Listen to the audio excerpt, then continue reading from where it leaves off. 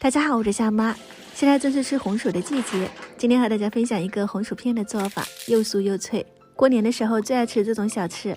我准备了10个蜜薯，大家都可以多备一点，当做年货。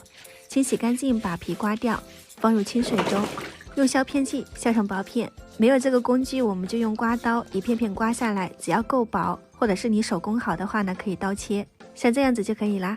放进清水里面冲洗2到3次，要把里面的红薯淀粉清洗出来，动作要轻一点，不然会折断，而且到最后它会卷起来，像这个程度就可以捞出来沥干水分，日常风干就可以了，只要不滴水，或者是用厨房纸把它擦干净，油温5、6成热就可以放红薯片。